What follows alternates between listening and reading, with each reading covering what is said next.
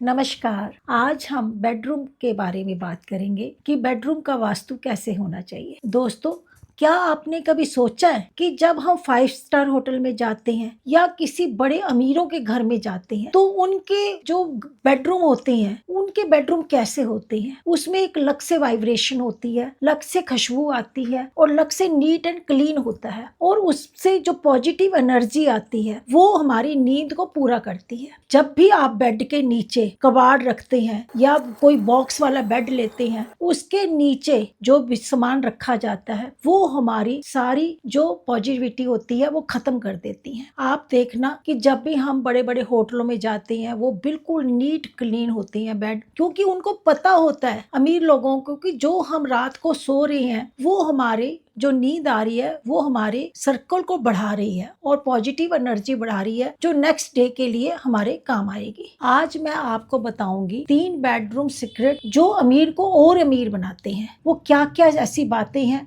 जो हमें ध्यान रखनी चाहिए। सबसे पहले, जब भी हम बेडरूम बनाते हैं, जो भी बेड बनाते हैं, उसके नीचे कभी भी कूड़ा करकट, टूटी फूटी चीजें, इलेक्ट्रॉनिक का सामान ऐसा जो यूज नहीं हो रहा वो हमें नहीं रखना चाहिए, क्योंकि ये जो चीजें होती हैं ये राहु का वास करती हैं और नेगेटिव एनर्जी को फैलाती हैं। जो भी आपका दिमाग होता है उसको कंट्रोल अच्छी तरह से नहीं कर पाती और आपके सोचने समझने की शक्ति भी खराब हो जाती है और नींद की ऊर्जा भी पॉजिटिव नहीं होती और नेक्स्ट डे जो आपका आता है वो भी खराब हो जाता है। कभी भी जो अमीर लोग होते हैं आप देखना वो हमेशा अपने बेड के नीचे क्लीन साफ सुथरा रखती है, कोई भी सामान वो नहीं रखता। आपका दूसरा पॉइंट है कि आपके बेड के सामने शीशा आ रहा है, ये सबसे बड़ा दोष है। जब आप सोते हैं तो क्या आपके सामने कोई भी ड्रेसिंग टेबल आ रहा है? ड्रेसिंग टेबल के अंदर जब आप सोए हुए हैं उसके अंदर आपकी रिफ्लेक्शन आ रही है। ज्योतिष के अनुसार ये कहा जाता है कि जब भी हम सोते हैं तो हमारे शरीर के अंदर से नेगेटिव एनर्जी निकलती है और शीशा क्या करता है, वही रिफ्लेक्शन को वापस हमारे अंदर भेज देता है। इससे जो हमारा दिमाग होता है वो भारीपन से भरा रहता है और हमारे घर के अंदर कलह क्लेश होने शुरू हो जाते हैं और दिमाग भी अच्छी तरह से काम नहीं करता। अगर आप कभी भी बेडरूम के अंदर आपको ड्रेसिंग टेबल या कोई शीशे की चीज नहीं लगानी चाहिए। अगर आप उसको वहां से हटा नहीं सकते तो आप उसको किसी भी कपड़े के साथ ढक सकते हैं ताकि आप सोते समय आप उसकी रिफ्लेक्शन आपके ऊपर ना आए।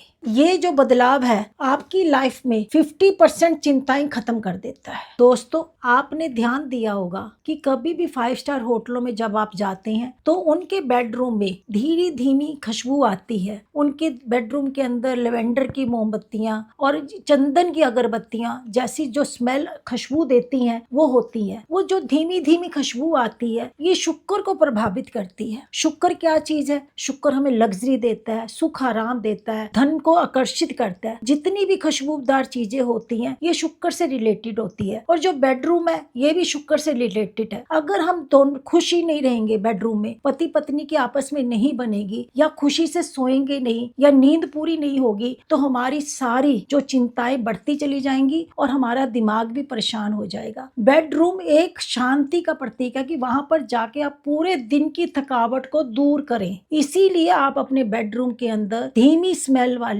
खुशबू की अगरबत्तियां लगाएं और थोड़ी सी परफ्यूम स्प्रे करें ताकि आपके बेड में महक आए। और जो भी गंदी स्मेल वाली चीजें हैं, कोई भी करकट की पुरानी चीजें जो आपके यूज नहीं हो रही, उनको आप बाहर कर दीजिए। दोस्तों, अगर आपको रात को नींद नहीं आती और बहुत गहरे सपने आते हैं, डरावने सपने आते हैं, तो आप अपने बेडरूम के सराहने के पास एक जोमिनिया वो पत्थर आता है, वो एक चुंबक की तरह होता है, स्पंज की तरह होता है जो नेगेटिव एनर्जी को अपने अंदर स्पंज कर लेता है। आप उसको रख सकते हैं तो आप देखना कि आपको सारे अच्छे अच्छे विचार आने शुरू हो जाएंगे और नेगेटिव थॉट्स आपकी दूर हो जाएगी। आपके अंदर जब अच्छे विचार आएंगे तो आने वाला कल भी अच्छा होगा। ये छोटे छोटे उपाय करिए दोस्तों, तो आप अपनी जिंदगी को खुशियों से भर लेंगे। अगर आपके घर के अंदर बेडरूम के अंदर शीशा लगा हुआ है और कोई भी ड्रेसिंग टेबल है, आप मुझे कमेंट बॉक्स में लिखकर बताएं तो मैं आपको उसका उपाय बताऊंगी कि अगर आप वहां से नहीं हटा पा रहे तो आपको क्या करना चाहिए। अगर आपको मेरी वीडियो पसंद आती है तो आप इसे लाइक करें, सब्सक्राइब करें, फॉलो करें।